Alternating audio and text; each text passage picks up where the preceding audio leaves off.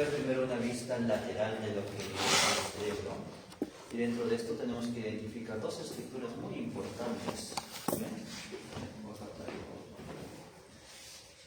El primero, que es el surco central o surco volando, que es este de acá. ¿Sí? Y el segundo, que es la fisura lateral o la versilla. Son nuestros dos grandes limitantes para dar justamente estos límites a los diferentes lóbulos que vamos a ver. Pero para lo que es la parte posterior, tenemos dos surcos importantes. El primero, que es el surco parieto-occipital, que es este de acá, que se ve de mejor manera para la parte medial. Y tenemos acá la fisura preoccipital, que es esta fisura. Bien. En base a estos dos puntos anatómicos, trazamos una línea recta y es ahí como sale virtualmente este lóbulo, que es el lóbulo occipital. Por delante de lo que es el surco central o de Rolando, tenemos al lóbulo frontal.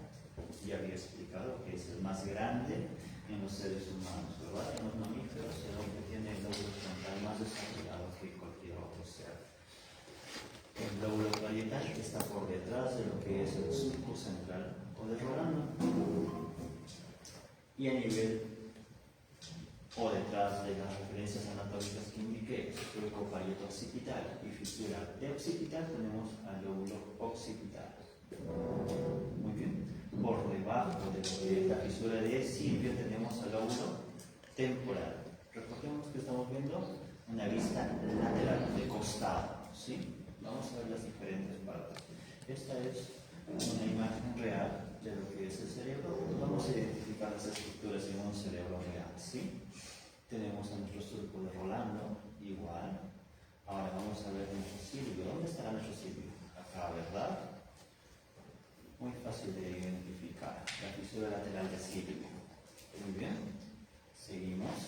Acá vamos a tener a nuestro surco parieto-occipital. Surco parieto-occipital. Y este vendría a ser nuestra fisura preoccipital.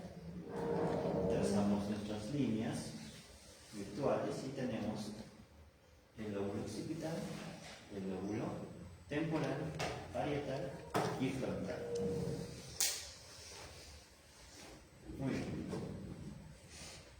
Por dentro, tanto el lóbulo frontal como el lóbulo temporal tapan a esta parte anatómica que es la ínsula. Muy bien. ¿Y cuál es la función principal de esta ínsula o de este lóbulo insular, que a su vez también está coordinando con lo que son los ganglios basales? Función autonómica. Cuando tenemos infartos de la corteza insular, tenemos alteraciones, arritmias o incluso fibrilaciones en pacientes pues que han sufrido un infarto de este lado. ¿Sí? Hablemos un poquito más entonces del lóbulo frontal. Con respecto al lóbulo frontal, el giro por delante de este surco llamado central o de Rolando es el giro precentral.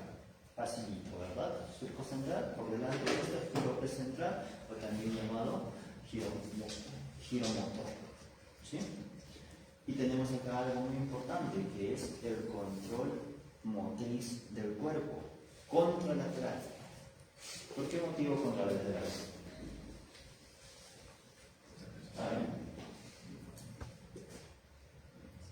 O sea, ¿qué estoy tratando de decir? Que el lado derecho de mi cerebro controla el movimiento del lado izquierdo de mi cuerpo y viceversa, ¿verdad? Muy bien. ¿Por qué será? Por esta famosa decusación piramidal. ¿Sí? Muy bien. Ahí hemos indicado que en la corteza que tenemos somas, cuerpos neuronales. Y estos somas o cuerpos neuronales se van a conectar con los músculos que van a realizar el movimiento mediante sus axones. Entonces nosotros tenemos dos conexiones, por ende se llama motoneurona primaria y motoneurona secundaria o motoneurona superior e inferior. ¿Bien? Ok. Vamos a ver la primera motoneurona o motoneurona superior. Acá tenemos los somas en la corteza somas neuronales. Y estas fibras rojas que ustedes ven vienen a ser los axones. Estos axones van a conglomerarse a nivel de lo que son los ganglios basales, específicamente en la cápsula interna. Van a bajar por donde? Por el tronco cerebral, y del tronco cerebral a nivel de lo que es el bulbo reticular, en las pirámides, en la parte más inferior del bulbo reticular, hacen esta decusación, ¿sí? Para finalmente llegar o bajar por qué tracto? Tracto córtico espinal, pero como pasa por la sustancia blanca lateral de la médula, tiene el nombre lateral. Facilito de recordar, ¿sí? ¿Es un tracto? Sí. ¿De dónde viene? De la corteza hacia la médula, córtico espinal, y pasa por la parte lateral. Muy bien. Ahora, esta hace ¿qué cosa? La conexión con la segunda motoneurona a nivel medular, y de ahí recién esta segunda motoneurona lleva el impulso mediante una segunda neurona hacia los músculos. Primera y segunda motoneurona. Facilita recordarlos, ¿verdad? Muy bien. La disposición de qué zonas tiene que moverse, lo vemos mediante esto, que es el homúnculo motor, ¿sí? Y lo que nos indica es lo siguiente, que mientras más periférico sea, hay un control facio-braquial, y mientras más medial sea, troncal y plural, ¿sí?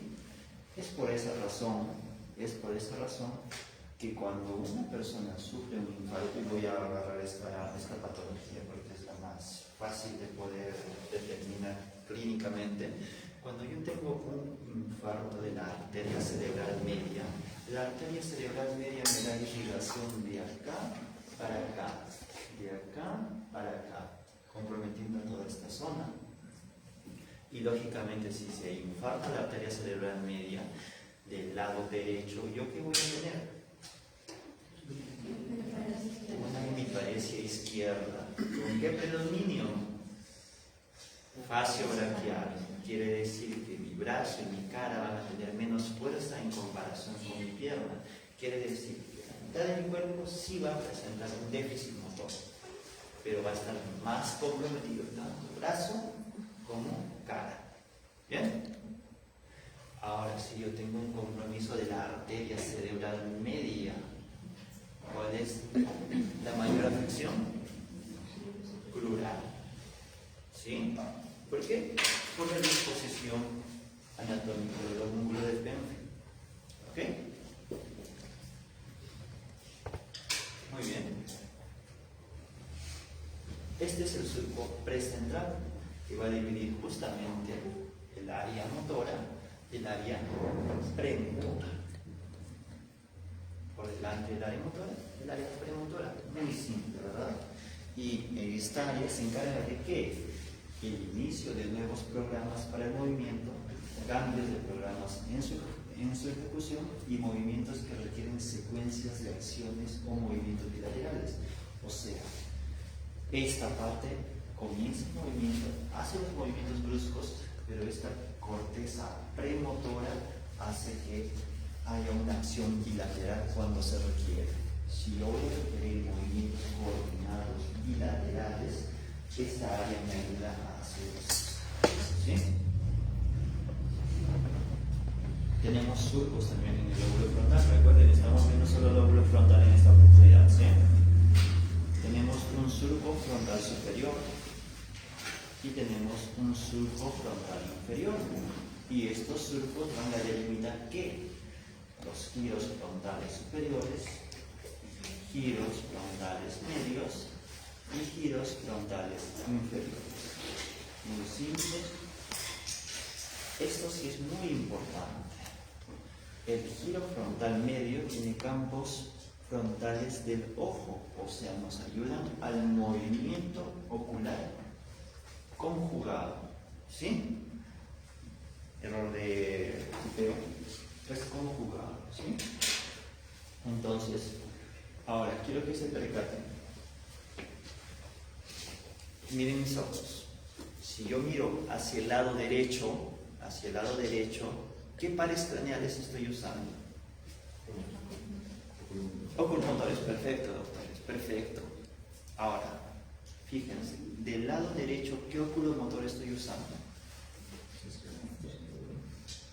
Muy bien. Vamos a entrar recién a pares craneales, si no nos acordamos, no hay problema. Muy bien. Nosotros tenemos nervios craneales que nos permiten el movimiento de los ojos. Estos nervios craneales son son tres.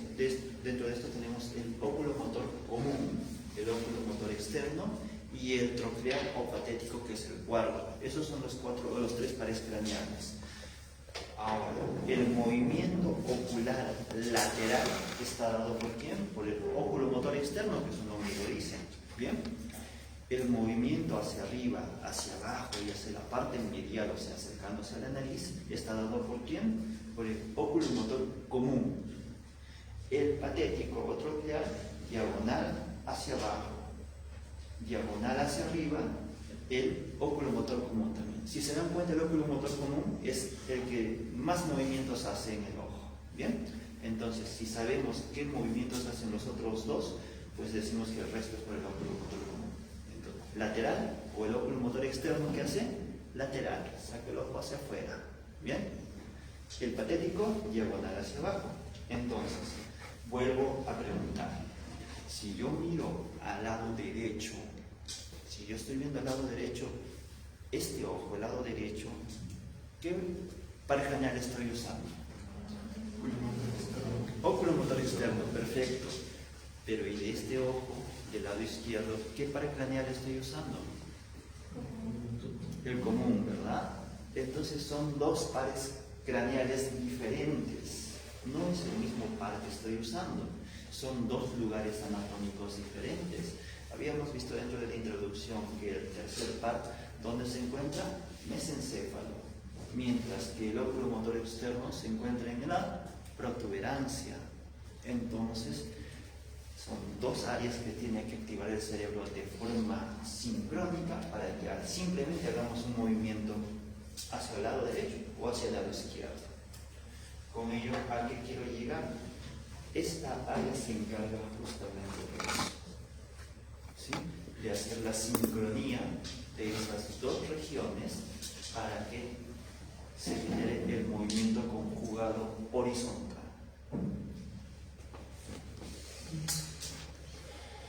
Aparte de eso, Silvio lanza dos ramas, que son ramas ascendentes, o tenemos la rama ascendente anterior y la rama horizontal anterior, que vamos a ver, vamos a delimitar parte de lo que viene a ser el área precentral. ¿Sí? Muy bien, lo que había explicado hace un momento en una gráfica. ¿Sí?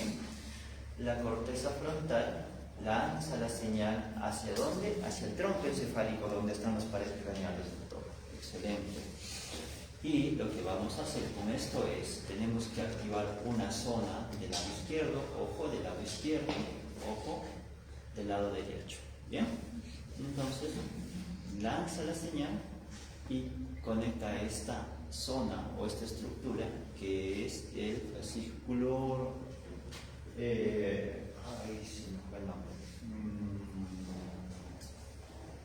Formación reticular lateral. Esta formación reticular lateral va a hacer que se active el sexto par a nivel de lo que es la protuberancia, y esta, mediante el lemnisco medial, va a hacer que se active el tercer par contralateral. ¿Para qué? Para generar justamente el movimiento conjugado entre ambos ojos. Y con esto concluyo la idea. Cuando nosotros tenemos un infarto pequeño que solamente afecte a la zona motora, el paciente no tiene esta clínica, no tiene la desviación de la mirada. Pero si un paciente tiene compromiso extenso con lesión prefrontal, los pacientes tienen esta clínica, una desviación forzada de la mirada hacia el lado del impacto cerebral. ¿Sí? Es importante, entonces ya saben la base anatómica de por qué se da un signo semiológico. La visión forzada es por lesión prefrontal. ¿Bien? Ok. Habíamos indicado estas estructuras que nos van a delimitar nuestros giros, y los giros prefrontales son los siguientes: giro orbitario frontal, el giro triangular y el giro opercular.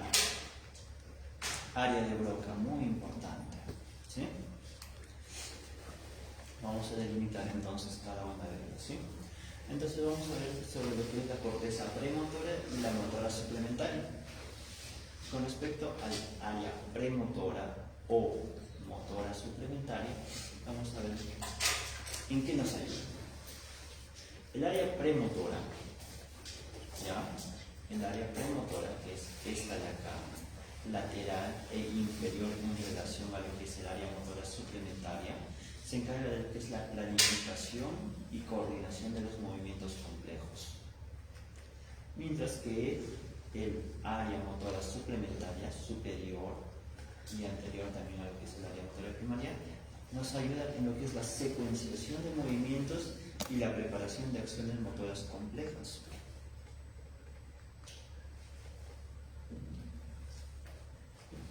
Con respecto a lo que es la corteza prefrontal dorsolateral, ¿sí? Muy bien. La corteza prefrontal dorsolateral se encarga de lo que es la planificación, resolver problemas, memorizar y desarrollar ideas. Esta es la zona más evolucionada, o sea, la corteza prefrontal dorsolateral es la más evolucionada en el humano. Con respecto a la corteza ventromedial, que lo vamos a ver justamente en un corte ventral, se encarga de la percepción y expresión de emociones. ¿Por qué? Porque está muy cerca de lo que es el giro cingulado, que es parte de lo que es el sistema límbico de las emociones. Entonces, esta área está encargada justamente de percepción y expresión de emociones y motivación del ser humano. Y la órbita frontal es aquella que nos permite vivir en sociedad. ¿Por qué? Porque nos da o hace la inhibición de conductas socialmente inaceptables. Si yo no me paro de cabeza, no empiezo a orinar delante de ustedes o a hacer algo indebido, es por esto. Y en pacientes psiquiátricos y o en pacientes dementes, estas zonas se deben afectar. Por eso, no su opcional. También regula lo que es la agresividad. Entonces, es por eso también que un paciente psiquiátrico y o un paciente con demencia tienden a la agresividad, porque no está regulado. ¿Ok? Hasta que el lóbulo frontal. ¿Se entendió? ¿Alguna duda? ¿Pregunta? Dime, lo que es el signo de la oftalmología, ¿cómo sería? ¿Sería lo mismo como la oftalmología internuclear? Con respecto a la oftalmología internuclear, la afección es normalmente dada a nivel de lo que es el fascículo longitudinal medial, a nivel de lo que viene a ser de protuberancia y mesencéfala.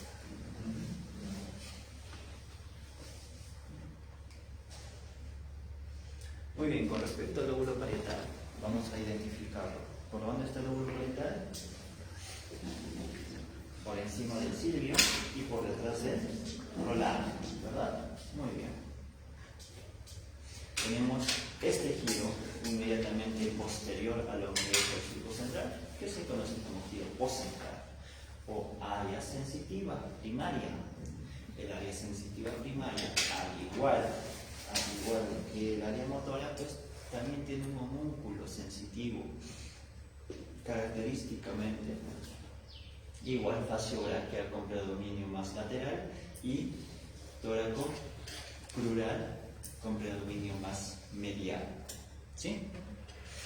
En este caso, nosotros tenemos las somas, las neuronas aferentes a nivel periférico, que pueden ser profundas o pueden ser superficiales. O sea, si yo tengo, o el dolor se divide en qué? Semiológicamente, la sensibilidad se divide en una sensibilidad superficial y en una sensibilidad profunda. Me golpeo, dolor o quemaduras, pues la sensación termoalgésica va por mecanorreceptores y esta va por la parte lateral de la médula. ¿Sí? Mientras que los propios receptores que están dentro de los huesos musculares me permiten dar una posición de dónde estoy. ¿Sí? Eso dónde se encuentra o por dónde viaja, a diferencia de esta que viaja lateral, esta viaja por la parte posterior, por las columnas dorsales. Suben, hacen la deposición también, y es por eso que cuando nosotros tenemos alguna lesión, igual la sensibilidad es contralateral, ¿sí? ¿A nivel de dónde? En la médula oblonga, o también conocido como bulbo raquídeo, ¿sí? A nivel de lo que es el menisco medial, y después de eso hacen una conexión con el tálamo. ¿Ok? Estamos hablando de 1, 2, 3 neuronas. En la tercera neurona va del tálamo hacia la parte de la corteza somatosensorial primaria, que es esta de acá. Muy bien. Motora, 2 neuronas. Sensitiva, 3 neuronas. ¿Verdad? Muy bien. Ahora, si se dan cuenta, hay unas pequeñas variaciones con respecto al homúnculo Enfield o el homúnculo motor. Que en el caso del homúnculo motor, fíjense, vamos a volver un poquito.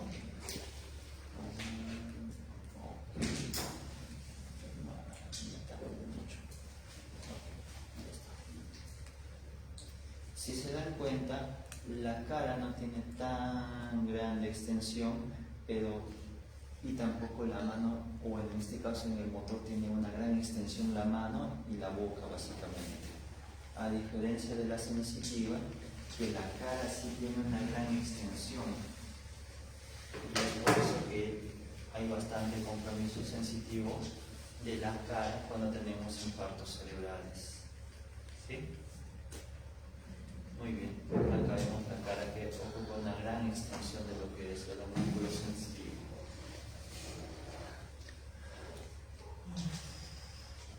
Después, o posterior a este giro, tenemos el surco postcentral. Y este surco postcentral a la mitad tiene lo que es el surco interparietal. Este surco interparietal va a delimitar una zona superior y una zona inferior. Y efectivamente tenemos a lo que es el lóbulo parietal superior y tenemos el lóbulo parietal inferior. ¿Bien? Muy bien. El lóbulo parietal superior está encargado de lo que es la interacción conductual del individuo con el espacio circundante. Eso, el lado no dominante. ¿Se entiende esta parte? ¿Qué es el lado dominante y qué es el lado no dominante? ¿No? ¿Sí? Muy bien. ¿Qué es, chicos? Creo que no dominante se refiere, por ejemplo, a los diestros, lado no dominante sería izquierdo. Bien. ¿Alguna opinión más sobre esta parte? Somos entes sociales, nos necesitamos comunicar y para comunicarnos necesitamos el lenguaje, ¿verdad? Muy bien. Entonces, donde tengamos nuestro lenguaje, ese es el área dominante. Perfecto. ¿Dónde está el área dominante? Vuelvo a preguntar. ¿Dónde está nuestra área de lenguaje? Lado izquierdo. Muy bien, doctor. Me parece muy bien. Lado izquierdo, ¿sí? Muy bien. Ahora, doctor, pero es igual, porque yo escuché que los diestros es en el lado izquierdo y los zurdos en el lado derecho. No. en el 90% de los casos, de los diestros, de los que escriben con la mano derecha, el lado dominante está en el lado izquierdo. ¿Sí? Y en el 75 al 80% de los zurdos está en el lado izquierdo. Quiere decir que en mayor proporción los zurdos tienen el lado dominante en el lado contralateral, ¿verdad? Pero en su mayoría siguen siendo en el lado izquierdo. ¿Sí?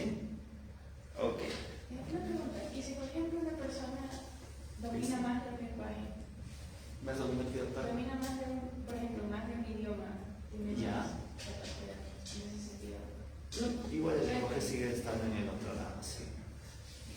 Bien, entonces, al yo decir lado dominante o no dominante se refiere a eso. Así que, sinónimo, vamos a ponerlo de momento, pero con esa tingencia que ustedes ya saben. Lado dominante, izquierdo, lado no dominante, derecho. ¿Vale? Y en el lado derecho,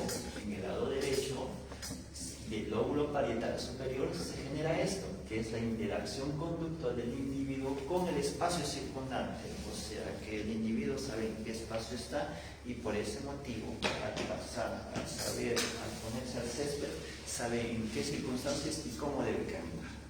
¿Vale? ¿Gracias a qué? A la sensación percibida de la zona. Si yo estoy subiendo una cuesta, pues la postura de mi cuerpo va a cambiar frente a una bajada y viceversa si corro en el pasto que corro en tierra tal vez. ¿Ok? Muy bien. En la parte inferior, el lóbulo parietal inferior va a dar otros giros. El giro supramarginal y el giro angular. ¿Sí? Básicamente estos dos están relacionados con la integración de la información sensorial, tanto el habla y la percepción. Y en la zona dominante hay una, si es que se daña esta zona dominante, el lado izquierdo, ¿verdad, chicos? Hay una alteración en la comprensión del lenguaje y reconocimiento de los objetos. ¿Ok? Cuando nosotros tenemos una alteración del lenguaje, ¿alguien sabe cómo se denomina ese término semiológico?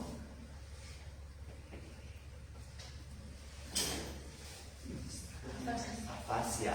Bien, doctora. Afasias. ¿Sí? Entonces, una alteración del lenguaje o una afasia que se encarga de lo que es la comprensión sobre todo esto, pues nos indica que puede estar dañado el lado parietal del cerebro. Les voy adelantando, cuando uno evalúa lo que es el lenguaje, hay parámetros para evaluar el lenguaje. ¿Sí? Repetición, nominación, comprensión, fluencia, lectura y escritura. Son las cosas que evaluamos semiológicamente en el lenguaje. ¿Sí? Comprensión, fácil.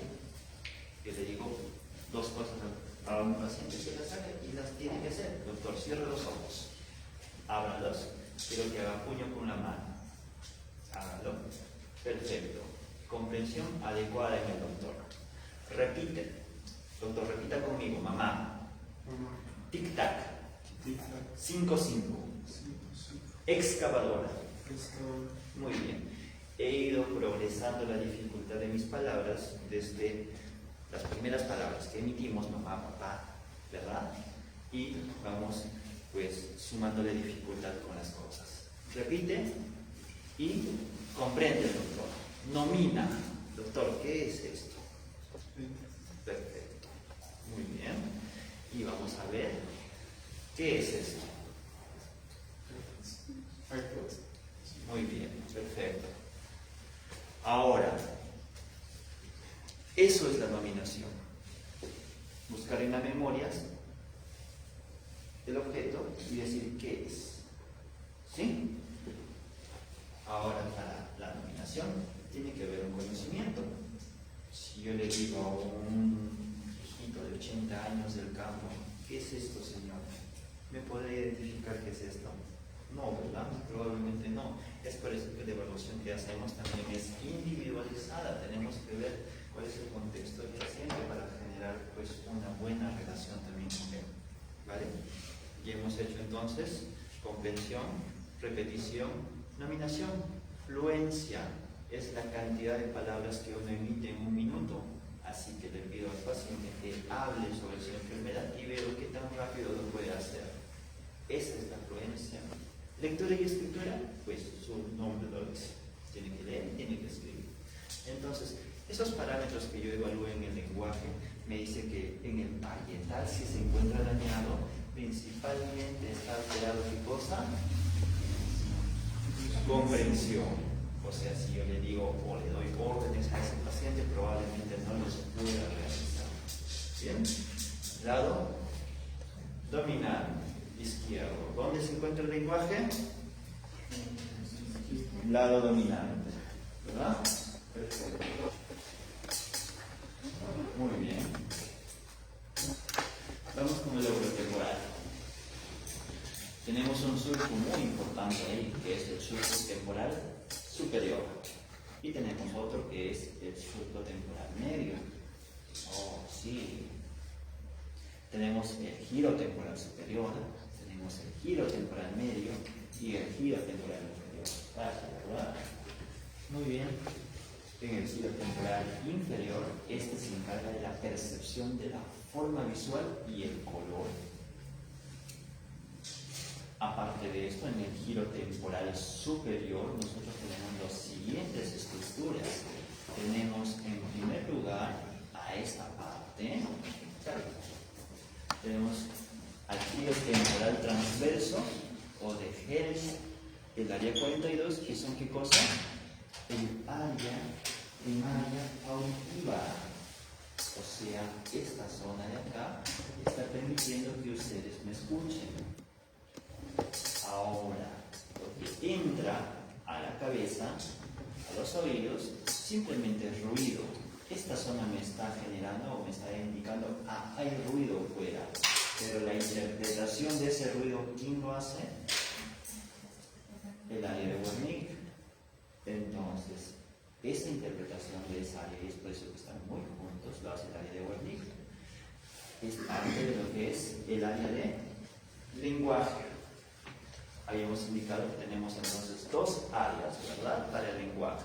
La primera área que es sensitiva o de Wernicke o temporal o de comprensión, sinónimos, y por ende que permite la comprensión y va a conectar mediante los haces acuáticos con esta zona que es la de Broca, ¿verdad?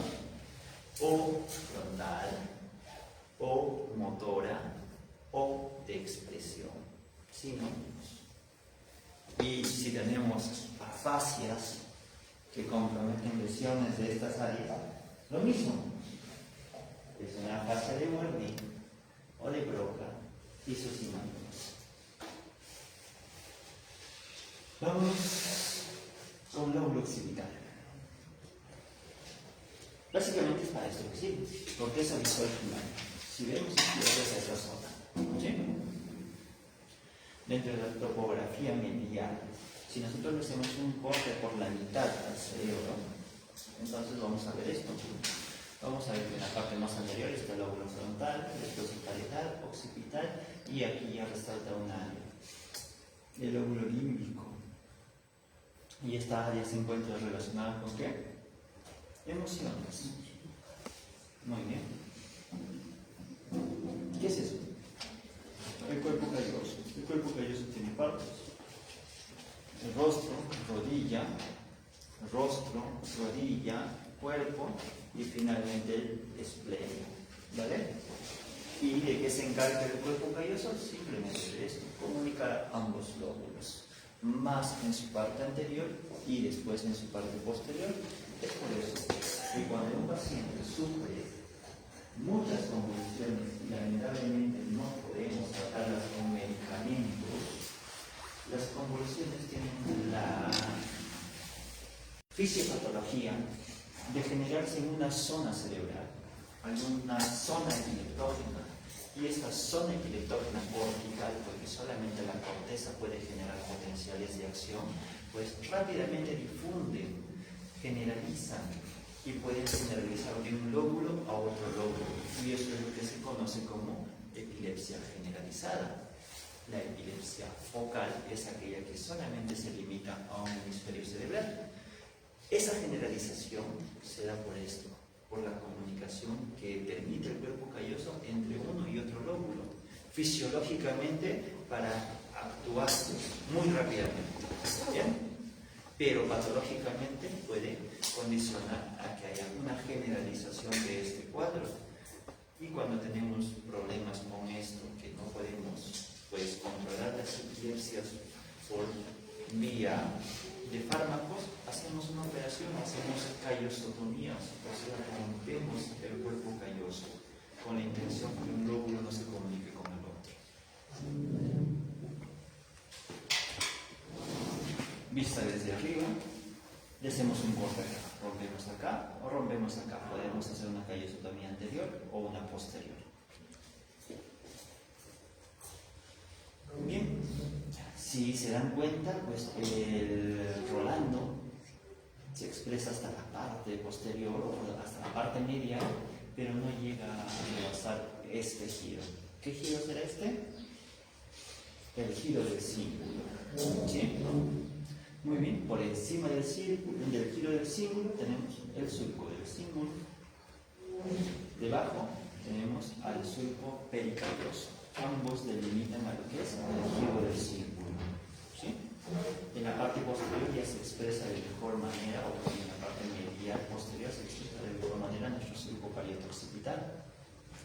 Y si se dan cuenta, si habíamos indicado que esta es nuestro Rolando, pues el giro que llega hasta esta zona sigue siendo ¿qué cosa? Nuestro precentral, ¿verdad? O motor. Y esta parte posterior, nuestro postcentral o sensitivo. Muy bien. Ambas zonas las conocen como lóbulos paracentrales porque están cerca del centro. Simplemente le cambian el nombre, nada más. Muy bien. Con respecto al cíngulo, pues se encarga del sistema límbico, y el sistema límbico está encargado tanto de la función visceral, emociones y también de la conducta. ¿Ok? A nivel de lo que es la región occipital o el lóbulo occipital, en su parte medial vamos a ver lo siguiente. Acá en esta parte hay un surco que delimita una parte superior de una parte inferior, que es el surco calcáreo. Esta parte superior tenemos aquí al giro cuneiforme y por debajo al giro de la língula, ¿sí? Pero lo que más me interesa es que en esta zona, muy cerca del surco calcarino, a nivel de lo que es la corteza, lo que he delimitado de esta manera es que se encuentra el área visual primaria, ¿sí? Y es por ende que podemos ver. ¿Ok? Tenemos también a lo que es el septum pellucidum, que es esta membrana que separa ambos ventrículos, tanto del lado derecho como del lado izquierdo. Y ahorita vamos a ver, ahora pasamos a esta zona. Cuando nosotros tenemos lesiones a este nivel, cuando se infarta esta zona, pues lo que vamos a tener es un defecto campimétrico, o sea, vamos a explicar qué cosa es un defecto campimétrico. Nosotros tenemos neuronas en el ojo o que llegan hacia el ojo que nos permiten ver, imaginemos de forma tubular, de esta manera, ¿sí? Hay fibras que van de la mitad hacia el lado externo, que son las fibras temporales, y de la mitad hacia la parte medial, que son las fibras nasales. Tenemos fibras superiores y tenemos fibras inferiores. En total, si se dan cuenta, lo divide en 4 partes la visión que tenemos. Entonces, de acuerdo a cómo va perdiendo uno la capacidad de ver con cada ojo, podemos tener defectos campimétricos. Por ejemplo, si yo tengo acá una lesión del nervio óptico, el paciente no llega a ver nada de un ojo, pero esto sí es que la lesión es acá. Ahora, en la zona donde estamos estudiando, que es la corteza cerebral, que es esta de acá, si yo tengo una lesión acá, lo que el paciente hace es esto, no ver la mitad de un lado, que sería la zona temporal de este ojo, y la zona nasal de este ojo, ¿verdad? Muy bien. Entonces, eso se llama hemianopsia. ¿Ok?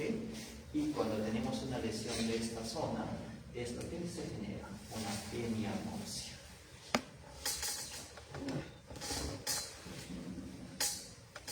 El diencéfalo, compuesta por el tálamo, compuesta por el hipotálamo y con la comisura anterior también, ¿sí?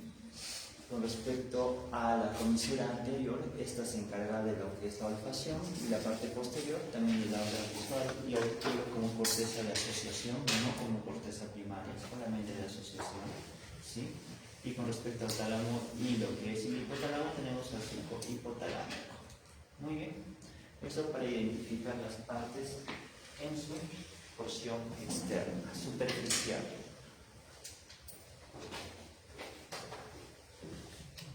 Vamos con la siguiente clase y después un receso leve, ¿sí?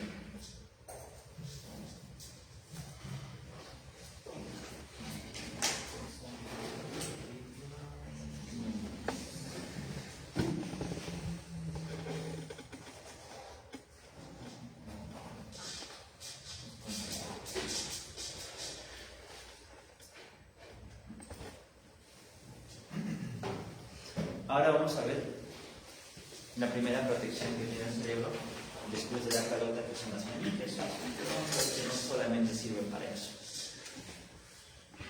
Vamos a ver los siguientes puntos: las meninges, sus generalidades y las tres capas de la meninge, que es la madre, la aracnoides y la guía madre. ¿Sí? No se preocupen, vamos a repetirla varias veces. Generalidades. Habíamos indicado que las meninges cubren ¿qué cosa? A todo el sistema nervioso, tanto cerebro como médula. ¿Sí? Sistema nervioso central, cerebro, tronco, médula, ¿verdad? Muy bien. Entonces, tiene una función ¿de qué? De protección. Armazón, soporte para los vasos sanguíneos que por ahí discurren, ahí los vemos, y también hay un espacio, que es este de acá, que es el espacio subaracnoideo por donde discurre el líquido cefalorraquídeo, que es nuestra tercera barrera de protección, ¿verdad? Entonces tenemos tres barreras de protección: calota, meninges y líquido cefalorraquídeo. ¿Ok? Vamos con la dura madre, la más externa. Entonces, la dura madre, esta es una visión histológica de afuera hacia adentro, de afuera hacia adentro. Entonces, la parte más externa es la dura madre. Y dentro de esta dura madre, pues, también es conocida como la paquimeninges, de paquidermo o de, pues, elefante, es la más dura, ¿sí? Y la más gruesa también. Entonces tenemos dentro de lo que es la dura madre tres capas. Tenemos una dura perióstica, tenemos una dura meningia y tenemos las células que bordean lo que es la aracnoides. Y ahorita vamos a ver que tienen muchos nombres de células borderline, ¿sí? Muy bien. Con respecto a esta dura madre, está formado por tejido conjuntivo, fibroblastos y fibras de colágeno, ¿sí? Ahora vamos a ver, por ejemplo, la dura perióstica tiene fibroblastos de citoplasma electrolúcido, y en esta parte tenemos a los vasos sanguíneos que llegan a inervar e irrigar a la dura. Por acá discurre, ¿sí? ¿Ok? La irrigación de lo que es la dura está dada por estas arterias en su porción supratentorial. O sea, tenemos acá la meningia media, meningia anterior y meningia posterior en la parte supratentorial, pero en la parte infratentorial está dado por estas arterias: la arteria tentorial de Bernard-Samoni y la de Caspinal, a nivel de lo que es el cerebro. Son ramas directas de la arteria carótida interna, mientras que estas son ramas directas de la arteria carótida externa. ¿Vale? Muy bien. Dentro de lo que es la meningia, o la dura meningia, que es la capa media de la dura madre, acá está compuesta o tiene fibras de fibroblastos de citoplasma oscuro. Diferencia entre uno y otro lado, que acá hay más colágeno y acá hay mucho más colágeno en relación a las demás capas. Esta es la que más colágeno extracelular tiene, ¿sí? Finalmente tenemos a las células del borderline, que básicamente están compuestos por fibroblastos también, pero la atingencia en esta capa es que es más laxa que el resto. Por acá discurren los senos venosos como un espacio anatómico, se podría decir como una decolación entre estos. Como no tienen pues tanta adherencia, lo que hacen es se decolan por presiones de los vasos sanguíneos y eso es lo que se forma o hace formar a los senos venosos cerebrales. ¿Sí? ¿Cómo se llama la tercera? Esta capa, vamos a ver la doctora, tiene varios nombres, solamente las estoy delimitando en este momento como células de la línea o del borderline, o sea, de una zona entre una y otra zona, ¿sí? Pero ahorita van a ver que tiene como 7 u 8 nombres y los vamos a describir todos. Por ende,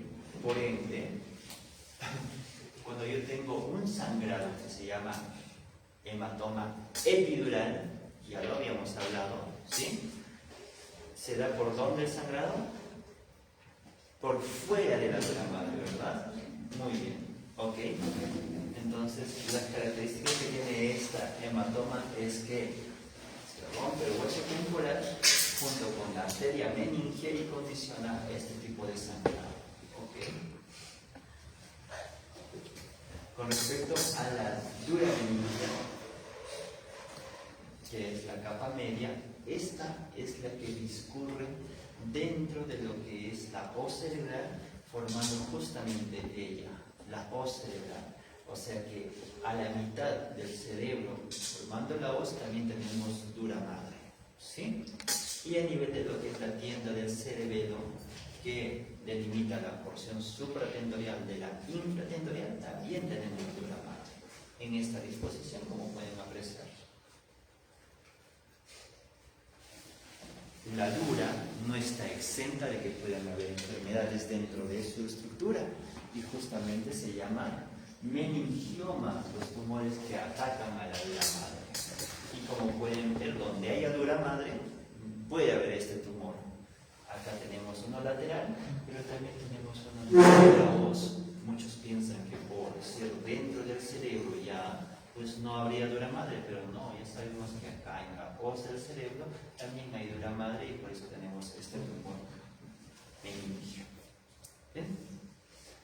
Habíamos indicado que esta parte de generar la hoz también delimita lo que es la tienda del cerebelo. Esta es una resonancia magnética en un corte coronal, estamos viendo así el corte, ¿sí? Entonces lo que estamos viendo acá son los lóbulos cerebrales, los ventrículos laterales y estos vienen a ser los lóbulos cerebelosos. Este es nuestro tronco cerebral, esta es nuestra médula. Esta capa de acá, blanca que vemos, es dura, son meninges y viene a ser la tienda del cerebelo, que delimitan una porción supratentorial e infratentorial.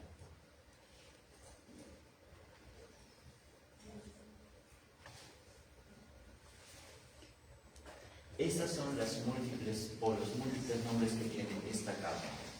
Pueden ser células suturales, mesotelio sutural, capa de células claras, neurotelio, capa de células intermedias, compartimento sutural o células externas del aracnoides. Tienen muchos nombres, pero su principal función, como les dije, es ¿qué cosa?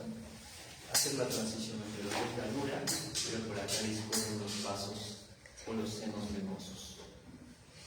Entonces, cuando se genera un desgarre de estos senos venosos, ¿dónde se estará generando o en cuál capa se estará generando el sangrado?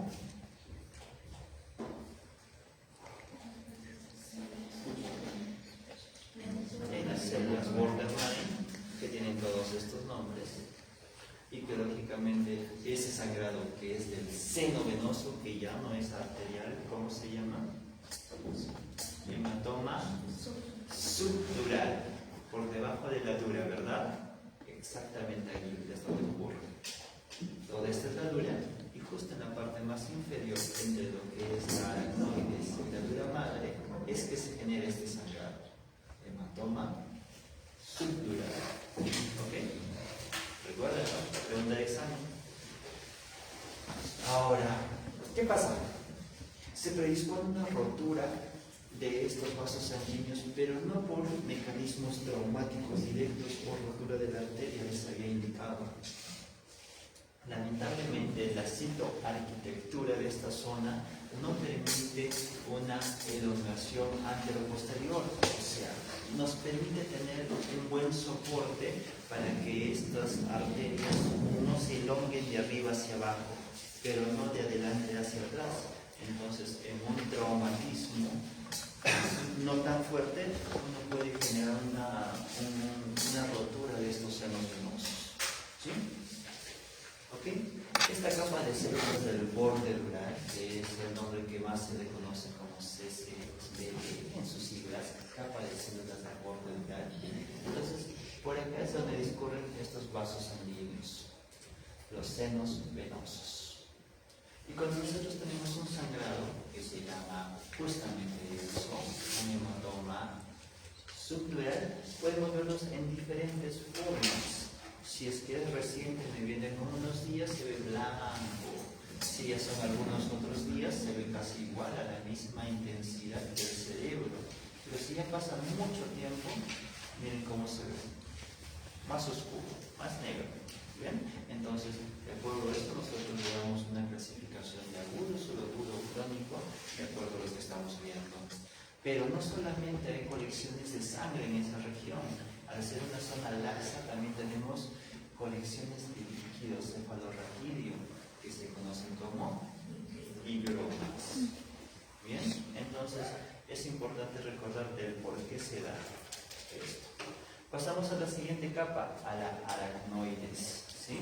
Y tenemos en esta parte dos partes, para la redundancia, donde vamos a ver que la membrana basal aracnoidea es la primera, membrana basal aracnoidea, y la segunda parte es las trabéculas aracnoideas. ¿Sí?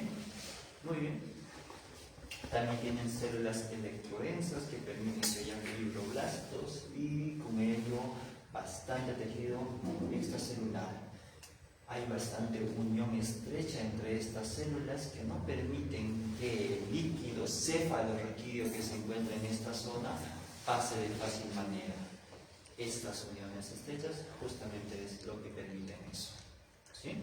Entonces no hay un paso ni de iones ni de moléculas, porque habíamos dicho que esta zona es laxa, ¿verdad? Entonces justamente se generaría estos higromas si esto no fuera que haya una indemnidad de esta capa. Además sirve de anclaje ¿a qué?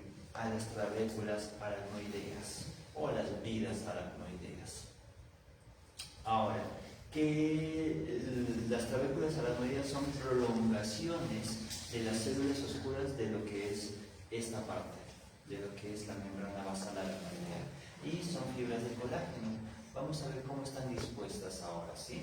Hay fibras de colágeno dispuestas así, de esta manera, fibras en red, que son circulares, que permiten o que van alrededor de los vasos sanguíneos que discurren por justamente el espacio aracnoideo. Acá ya estamos en el espacio aracnoideo, y esto permite que los vasos sanguíneos que discurren por no tengan un movimiento o de generar pues una estabilidad.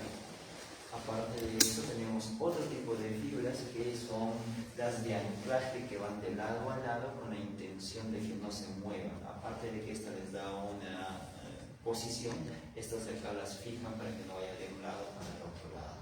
¿Sí? Y aparte de eso también tenemos microfibras en estas zonas que permiten acolchar el resto de espacios que no están pues llenas.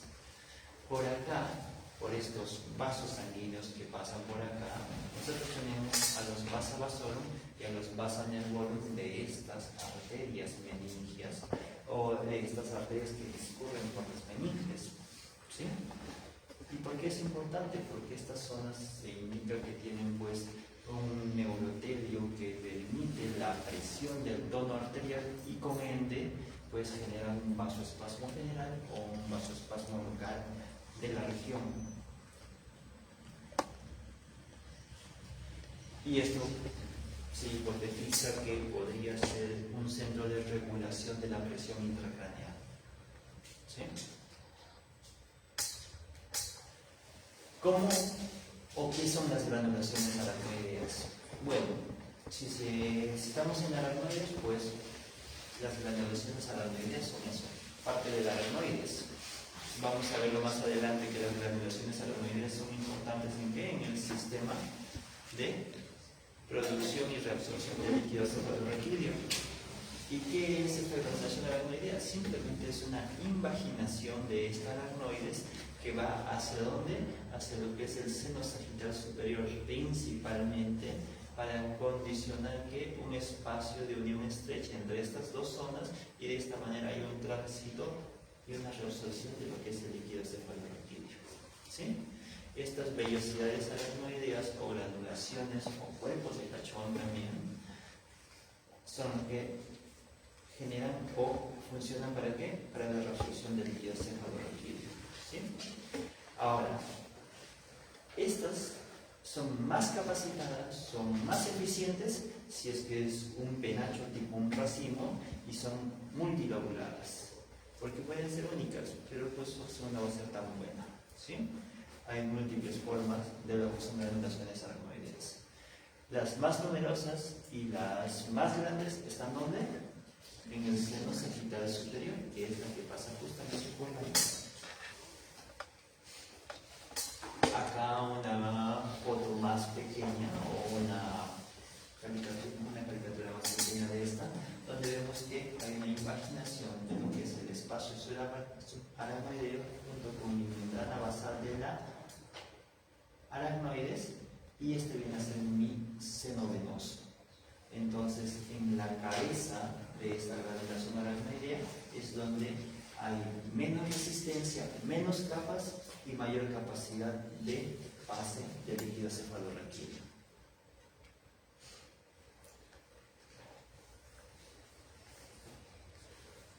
Muy bien, nos indican que hay un pase de esta zona hacia esta zona, básicamente por diferencia de presiones. El líquido cefalorraquídeo tiene más presión que lo que son los senos venosos, y es por ende que por esta diferencia de presiones es que pasaría este líquido cefalorraquídeo.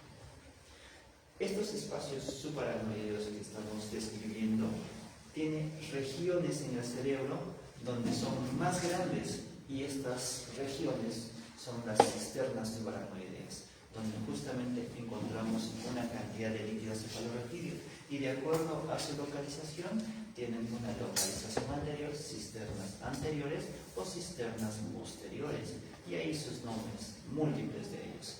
El que está cerca del cuerpo calloso, cisterna pericallosa, por ejemplo.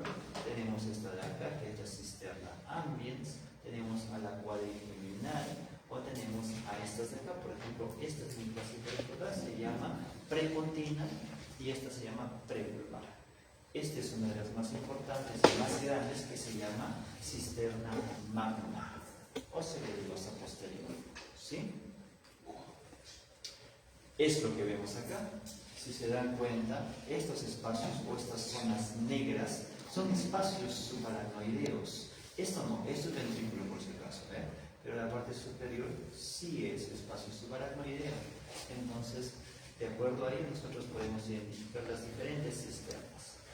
Si esto de acá, esto de acá, es mi mesencéfalo, estos son los pedúnculos cerebelosos, por donde el mesencéfalo se ancla al cerebelo para pues, tener una zona de fijación. La zona que está delante, o el líquido cefalorraquídeo que se contiene delante, cisterna interpeduncular, facilito de recordar. La cisterna ambiens a los costados de este mesencéfalo, y la cuadrigeminal posterior a lo que es el mesencéfalo. Igual, vemos en un corte sagital la cisterna cuadrigeminal en la parte posterior al mesencéfalo. Tenemos la cisterna interpeduncular por delante la cisterna prepontina. Recordemos que este es el bulbo, o perdón, esta es la protuberancia prepontina, y la del este es cuarto ventrículo, ojo, esto no es parte de estas cisternas, y la cisterna magna es esta de acá. ¿Sí? Igual, hemos dicho que por el espacio sobre el medio, ¿qué pasa? Discurren vasos sanguíneos, ¿verdad? ¿Qué pasaría si se rompe? Si se rompe, no se lesionan. Genera un sangrado. ¿Cómo se llama ese sangrado? Hemorragia subaracnoidea. Bien, entonces es por ahí donde discurre la hemorragia subaracnoidea, y de acuerdo a su severidad nosotros tenemos una escala tomográfica de Fischer y podemos determinar qué tan severo es. Si se dan cuenta, este es el sangrado, ¿sí? Este de acá es el sangrado y acá ya es uno más grosero, ¿ok? Pero esa zona también está indemne ¿a qué cosa? Infecciones. Entonces, esta zona donde se llega a infectar las meningitis, pues entran las bacterias a esa zona de espacio subaracnoideo y por ahí es que discurren. Entonces, podemos tener un realce meningio producto de las meningitis, o incluso dependiendo de la etiología, si es que esta meningitis es por tuberculosis, podemos tener estas aracnoiditis, o sea, inflamaciones de la aracnoides. Y también, como por ahí pasan los vasos pequeños, vasculitis, inflamación de los vasos sanguíneos. Entonces, esto es lo que pasa producto de que esa zona se pueda infectar. No desmayen, porque casi terminamos. La pía madre, la capa más pegada hacia el cerebro, reviste de forma íntima el cerebro. Y en la parte de los ventrículos laterales, en la parte de los ventrículos laterales y en el tercer y en el cuarto ventrículo, en las zonas donde no está el plexo coroideo, está la pía madre. ¿Sí? O sea, nosotros tenemos plexo coroideo acá, las que están de rojo, pero hay zonas que no están como una zona roja, como es esta de acá o como es esta de acá. Entonces, toda esa zona está cubierta por la pía madre, ¿sí? Es una única capa celular de células planas y tiene una unión estrecha bastante rígida, con la intención de que justamente no haya ningún pase ni intercambio de sustancias. Es importante recordar esto, que en la pía madre, gracias a la perforación de microvasos, pues se genera un espacio virtual que se llama el espacio de Virchow. Esto tiene un componente clínico ahora en estos tiempos, donde se ha determinado que en estos espacios de Virchow se generan inflamaciones, sobre todo en enfermedades autoinmunes. ¿Sí?